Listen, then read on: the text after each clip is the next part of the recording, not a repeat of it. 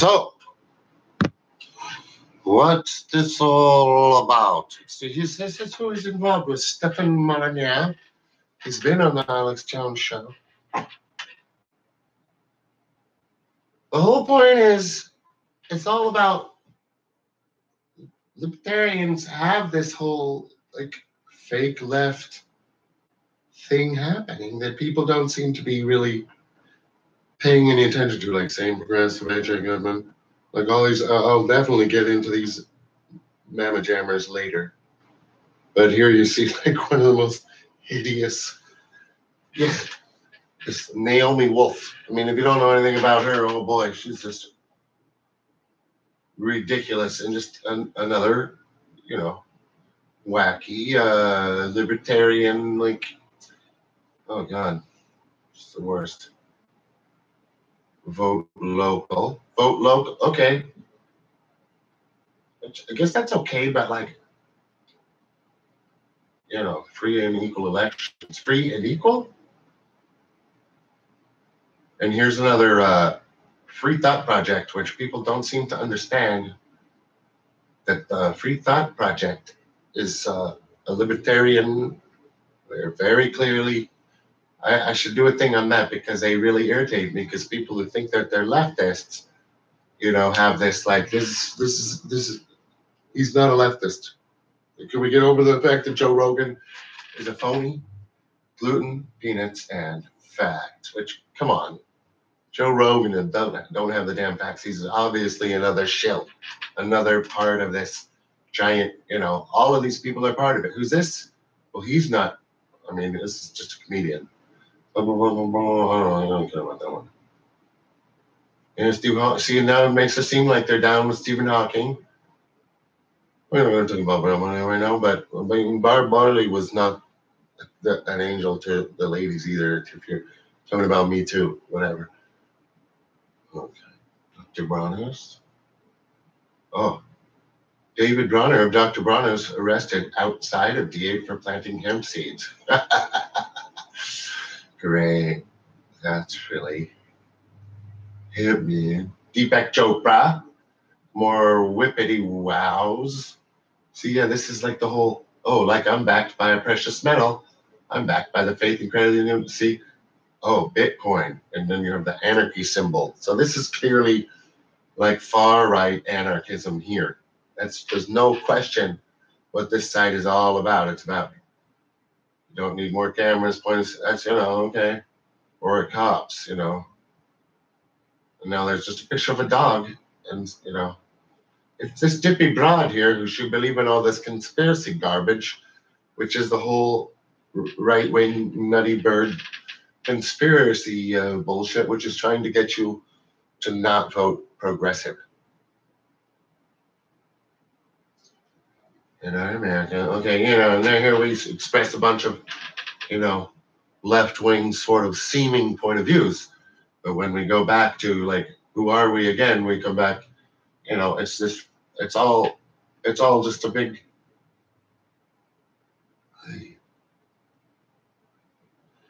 did you know that it's entirely possible to disagree with both liberals and conservatives? It's called thinking for yourself.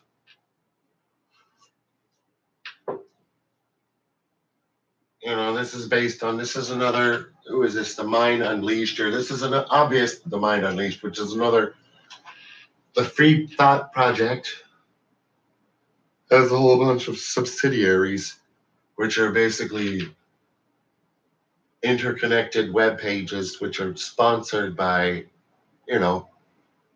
ultimately they're sponsored by, I mean, I don't know this for a fact, but yeah, I do basically. They're sponsored by the same kind of the Heritage Foundation, and I mean, I guess I can't explain the whole history, but basically, yeah, I mean, I gotta like, there's all the right-wing libertarian think tanks that are all funded by basically the Rockefellers and the descendants of the John Birch Society. Who you even have the Koch brothers, who their father got his money initially from working with Stalin. So he's like total international industrialists. He don't believe in, and the Koch brothers here don't even believe in states, really. They don't believe in United States. They actually want to end, that's why I say these people are not treasonous. They're seditious. They're insurrectionists. It's not treason because it's an attack from the inside, from the right wing, from the Republican Party, who wants to destroy democracy. And that's why it's so damn significant that Peter Joseph seems to be against democracy. And he seems to be pretending to be left wing when in fact,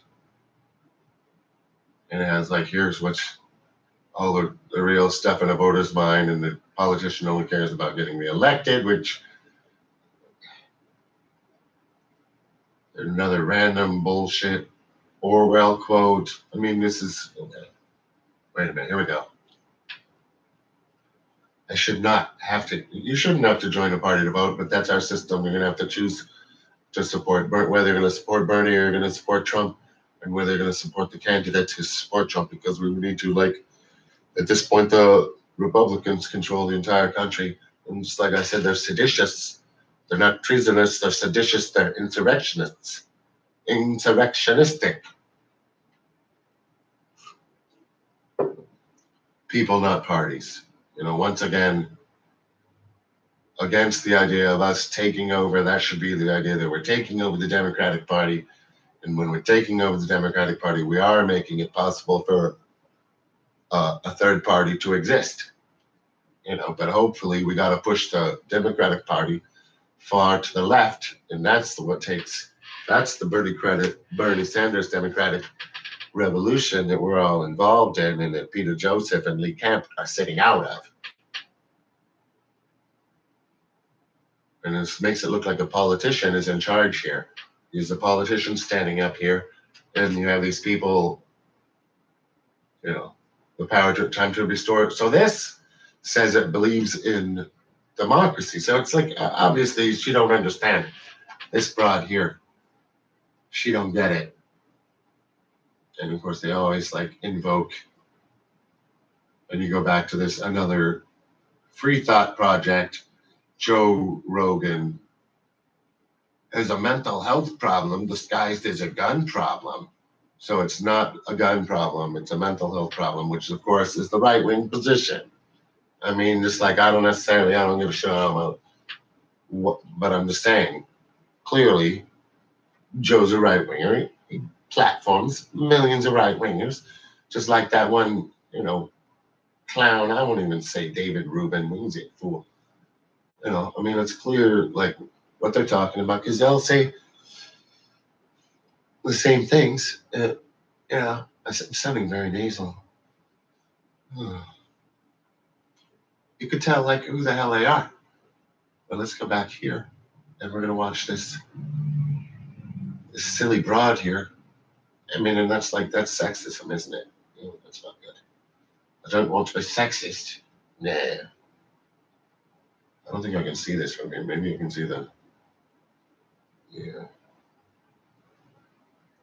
And here's the interreflection. So you could still, this is 5 years in the making. They've hit their Indiegogo thing, and they can't, and I forget whether they put this on the, maybe they did put this nonsense on the Zeitgeist. Let's see if they put this on the Zeitgeist side, or if not. That has to take a look.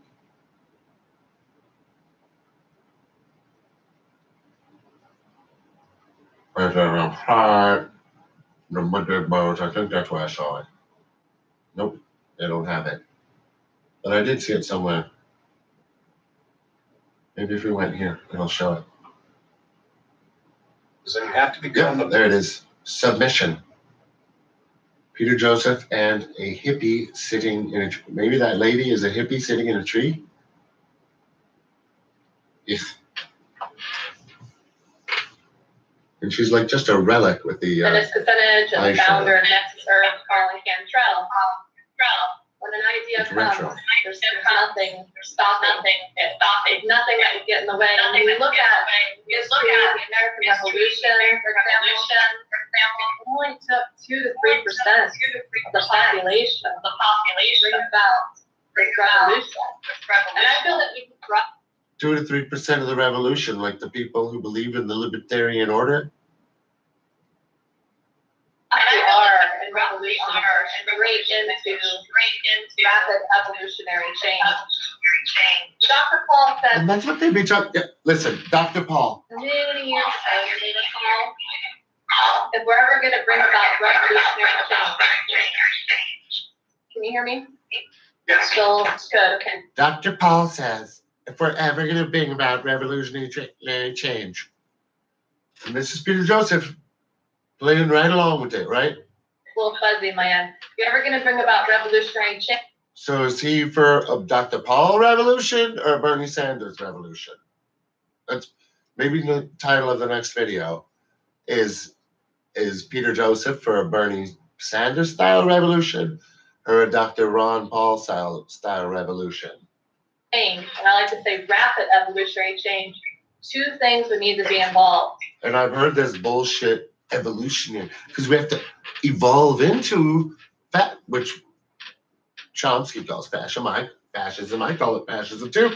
If you don't attack the points of power and you're not trying to, like, in some way retrieve, ultimately we want, control of the means of production to be more, that's a basic end control. So it's not controlled by it's basically all controlled democratically. And he's saying, of course, there's other videos I did, like, see, you can't put all this crap into one short video. It like takes all this crap. The youth and music. Maybe I'll be so used to talking about it that I could do like a synopsizing video, and I don't know. And the creation of United We Stand. There have been so many leaders that have paved the way beyond the Paul. Dr. Paul. Back in, and she mentioned him. We're 20 minutes in. She's already talked about Ron Paul before. It's obvious to God or something. Even Bernie Sanders to Ross Perot. Even Bernie Sanders, she says. Even Bernie Sanders. Not and Bernie Sanders. Even. So does Peter Joseph want Ron Paul? Dr. Ron Paul? And look at him. I mean, he just looks bored as... She's a weirdo. Go to Ralph Nader, to Dennis Kucinich, to Jesse Ventura, who got elected, he says, in Minnesota for governor because he got into the debate, which is a big reason why free and equal elections hosts the presidential debates, because that's one of, if not the most powerful tools the powers that be uses. It's called the Commission on Presidential Debates. To create the thought that there's only two parties. Again, really, one party duopoly is what Dr. Ron Paul said on that call, and I couldn't agree with him more. So maybe times are going to get a little harder. I think it will before it gets a lot better. But it only takes that small percentage, 2 to 3%, for us to rise. And the timing of it, the window is getting smaller and smaller. This is like survivalist mythology here. She's like, and I can't wait to see what Peter Joseph has to say to this. Yeah. And we can see with the government stifling free speech, what's going on with Facebook, and more very typical right-wing points. Sure, we have these alternative outlets. Look at Peter Joseph do there. Looks like steam it. The little head shake, I like that. And we can see with the government. Couldn't be more typical of, they're all talking the exact same. I mean, if you watched any of this crap, they're saying this is Ron Paul and they're stifling our free speech because we want the idea that we want 2 or 3% to have a revolution and make sure that we get what we want. Stifling free speech, what's going on with Facebook, and sure, we have these alternative outlets like Steemit, but they're planning on, I think, freezing us out of there as well. When you look at the National Defense Authorization Act, the she's just like eye rolling. He's just like, this is pretty funny. Patriot Act, and you look at the definition of terrorist, it says conspiracy theorists, the terrorists, could they detain and make people like us that have a voice just disappear? Yes, the government's capable of doing that. Are they using Hollywood and the media, and of course the media? It's just like the most typical, like, right wing. This is like a laundry list of just like nonsensical. Like, she'll probably mention false flag gun attacks too. Yeah, shame on the mainstream media, which is controlled by the powers that be. Are they using them to push their agenda? The music industry, dumbing us down, not using that pure 432 hertz frequency. So these are the sort of things that free and equal elections and the United We Stand, we're excited to have you be a part of April. This one I don't know too. I got to look up the 432 hertz conspiracy. 29th at Texas A&M. Thank you to you, Peter, for your work. We're really going to have a lot of local representation there too at United We Stand, because local is where it's at. Real change begins from the bottom up. Mr. Ed Asner once. Local's where it's at. That's another thing that they always say, libertarian, because they're fine with local government, but of course they want to end national government, and of course that's consistent with the Koch brothers' goal, because that's what they do. They go overtake. They have like control of like 66 of 100 state houses or something like that. So, you know, they actually control things from the local level, and they want to prevent. So this is exactly consistent with what the biggest corporations want, that Peter Joseph is claiming to be against, which it's just like, to me, I'm just rambling on. It's just like, I think it's very obvious. And if you can't see that he's a liar, you know. I'm quoted by him. So I definitely am so excited. It was really great to see you in person in LA this past weekend too. Absolutely. I want to comment. You coming back. Yeah. I want to comment. Peter's going to talk now. One thing that I think describes what's happening right now that is important that people see the synergy, and that's the fact that for the first time in American history, we have not only a plutocracy, which is a government driven by the wealthy and rich vested interests, but also a plutonomy. And that is an economy that's actually being basically driven by the wealthy as well, because they're the ones spending the most money. So the top 5–10% are spending so much money in terms of GDP that it makes the bottom 90% spending, hence the driver of economic growth, not irrelevant, but greatly. With Hewlett-Packard Enterprise compute power, AI beat the world's best. The autonomy, you have this vicious cycle now, where the economics, for example, becomes a no-brainer for this kind of logic, because everyone thinks that the wealthy classes are all that matter. And in the plutonomy, that's actually true from an economic perspective. So you see this constant reinforcement of the elite 1%, 5% because of the synergy of these two things. And it's going to be very interesting to see how we break out of this pattern with the Trump administration, and how deeply entrenched it is in business logic and business values, as opposed to humane or democratic and so on. So I wanted to leave that with your listeners, because I think if you think of, give that some thought, plutony and plutocracy at once. It's never occurred in U.S. history. So we're in a very unique spot, as you pointed out. And things probably will get worse before they get better, but everything runs its course. So. Well, I think it will be, but I think that the people will rise. And again, when that idea comes, there's nothing stopping it. And I'm an optimist, but I'm also a realist. And the realist in me is that window is getting a lot smaller than I thought. But after going to visiting and seeing Acapulco a couple months ago, and seeing G. Edward Griffin there, it became apparent to me that the need for United We Stand to be held on April 29th was more than ever. It was too risky. And seeing G. Edward Griffin there, visiting and seeing Acapulco. But after going to visiting and seeing Acapulco. Acapulco, of course, is the libertarian, the far right-wing libertarian. So, like, here he is. I don't know why he's pretending not to be. I don't know why he and Lee Camp are pretending not to be right-wing libertarian. Well, I do, and I exactly know why they're pretending. I mean, that's the whole point of what I'm talking about.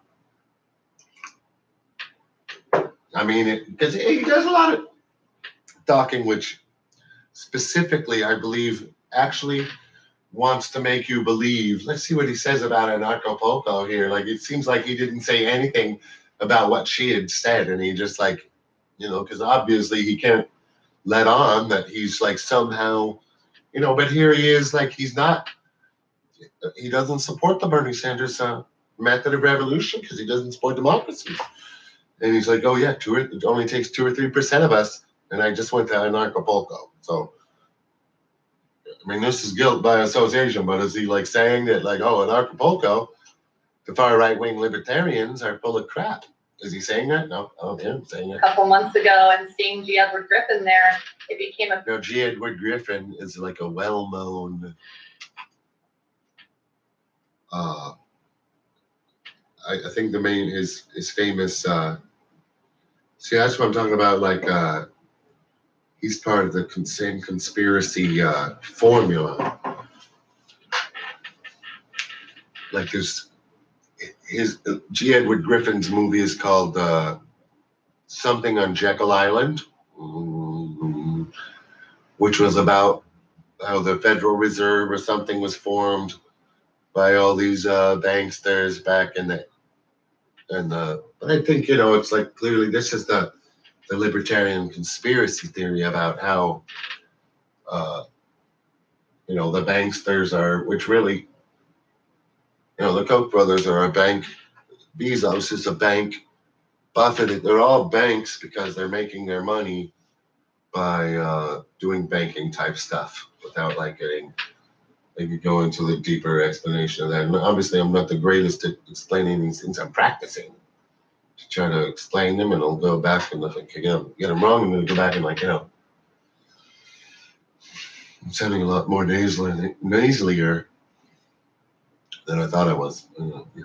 Apparent to me that the need for United We Stand to be held on April 29th was more than ever. It was too risky to wait any longer. So that's thanks for those thoughts. I have a very good question here. I cannot ignore it.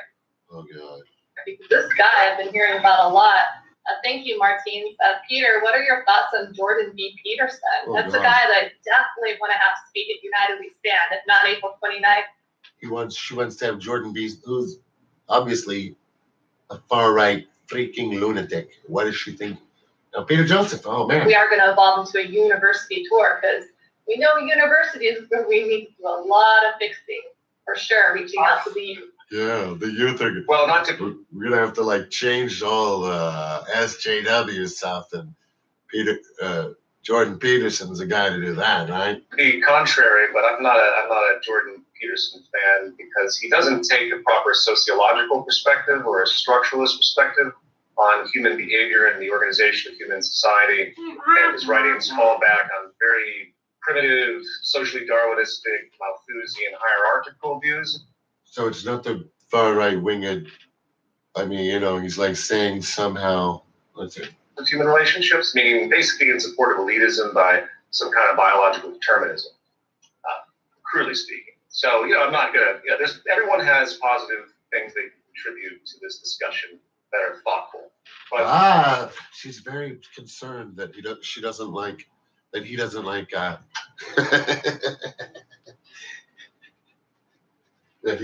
the Jordan Peterson. When things turn into ideologies, that's when it becomes dangerous. And I think there's some characters out there that are writing about society and they get some things right, and then they get some things so wrong that it just keeps the spiral of confusion out there. Sociologically speaking, and in fact, sociology itself, the idea of the synergy of everything that's happening, having its effect, and then you start to think about what is having stronger effects on human behavior and culture versus other things. This is an important conversation because and this is actually a good part of my book, if you understand the structure of society that's incentivizing people, motivating them to do this and that, to become elitist, to become groupistic, to become bigoted, you begin to understand what's driving that, then you can change that condition to stop. Without democracy, how do you change the condition? What is it? I mean, there's something missing here. There's absolutely something missing from his And that's a kind of, it takes a humbleness for the human psyche to kind of relinquish your sense of free will and volition to recognize that you are a part of something larger, and it is having an effect on your behavior. And it's almost a paradox in terms of consciousness. So again, I talk about that a great deal in the book. Jordan B. Peterson, he misses all of that, and I think it's a very critical thing to be discussed, but we could debate those issues another time. I love it's a lovely answer, because that's like our platform. Free and equal as a 501c3. We don't take a stance on one or the other. We welcome these ideas, and I think it's non-profit, or it's a 501c3. So we pretend like we're not on either side. We're pretending, just like you, Peter. So vital. That there just tells me right now, it's so vital for you and Jordan to connect. We have to pretend. In other words, they have to pretend to be like in the middle somehow. But he's not pretending anymore. And Bernie Sanders said democracy doesn't work. I think that through communication and that connection, we're going to, again, realize that we have a lot more in common than not, and learn from each other, because the Peter Joseph mind and the Jordan B. Peterson mind and more and more. Oh, my goodness. Imagine you coming together on a symposium panel, and that's definitely something we'll be doing here at Free and Equal as well. We're holding our 5th annual symposium, Electoral Reform Symposium, this November in Colorado. Right. Welcome you to be a part of that too. Well, Peter, go ahead. As the old saying, if we all agreed, there would be no progress. So everyone has to kind of, I mean, that doesn't mean that the pluralism of our reality, the disparate beliefs, everything deserves the exact same attention, of course. We have lots of people out there that believe ludicrous things, and you see this amplified with the kind of Trumpistic reality and the decry of fake news, and the people dismiss ideas now just because they don't fit their ideologies and so on. But yes, I won't go on that tangent, but yes, obviously disparate views can find resolution if people are being objective, and I'm always open to those no taste of reality yet. Conversations. For being so humble, tangent, not at all. So the Trump and the Clinton and the Bush and the Obama and more and more. I'm curious, Peter Joseph, how do you feel about Bernie Sanders? Bernie is the best out there. There's no question that he takes the proper sociological view. He's superimposing simply policies that do exist in other nations, like the Scandinavian nations, so the happiest, healthiest, most sustainable nations on the planet. And it's common sense what he's trying to put forward, in the same way that FDR put forward regulations and so on to collar effectively capitalism. It's just common sense that needs to be done. And Sanders is right there trying to do that. I could make plenty of critiques about that, frankly, not going far enough or not recognizing certain root issues that I think should be recognized. But I think people should learn an important lesson about the Sanders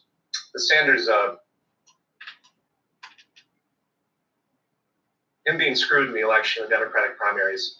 It goes to show that even those that are making common sense propositions about what we can do to improve, reduce class inequality, the 3 people that have more wealth at the bottom 50%, all that stuff that we can do to collar that can't even get through right now. That's how behind the United States is. It's in such a strange position that even the most common sense social policies and safety nets are being... So now here he's saying there's no chance in doing it, but like, he come out with this critique. The thing is, he must know that Bernie Sanders is polling as a front runner, or certainly one of the front runners for 2020. And we know it's difficult, but now he's saying, oh, this is like obviously stuff we gotta do. It's like normal stuff that of course we're gonna do. This is in his critique, it says this is 328. So this is not consistent with what he said. Completely ridiculed and the critique, thrown out, and Sanders didn't even stand a chance. Now, whether he stood a chance or not, I mean, I think well, we're gonna see, aren't we, what happens? Because obviously, all the king's horses and men, preferred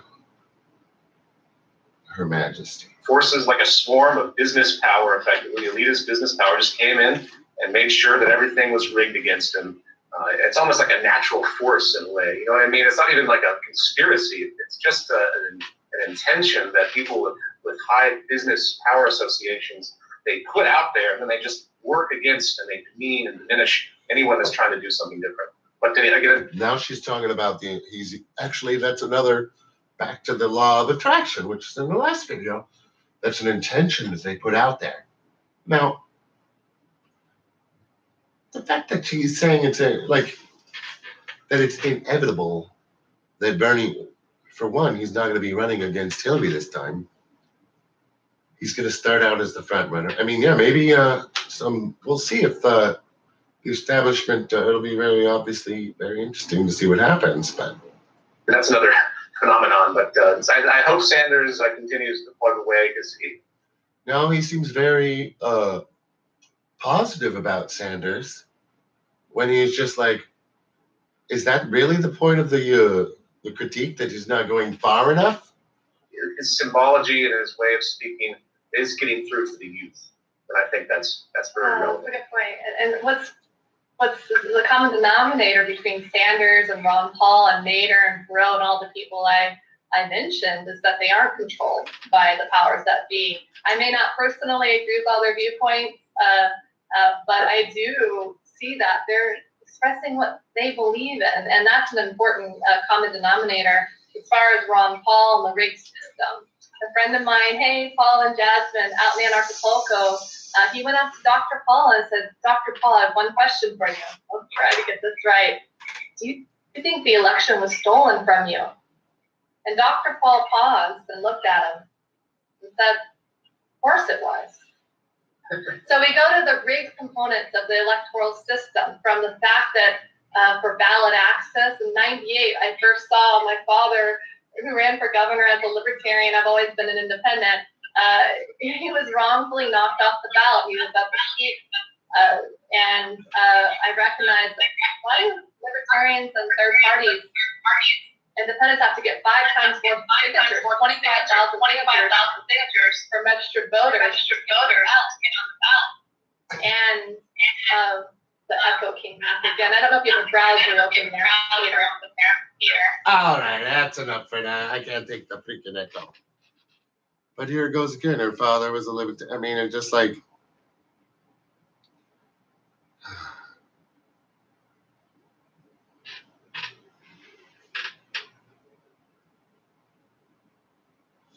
so there it seemed like, just to summarize, it seems like he's like in this video, well, Bernie's doing like stuff that everybody would naturally do. He has just a normal, everyday opinion in this video. And this was like, I believe this is after, it's after his critique of, we didn't go far enough. Well, what's far enough? And this is just like, and he very clearly said that, okay, I'm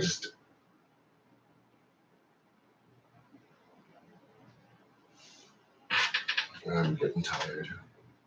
I mean, but they're trying to like. This is what it is. So we'll go through. I think that's part of it too. Is they're trying to. It's interesting that they brought up the law of attraction there too. It's just like they're putting that intention out there. Oh, and it's that was really bizarre. The fact that because that is like their mythology, that he would like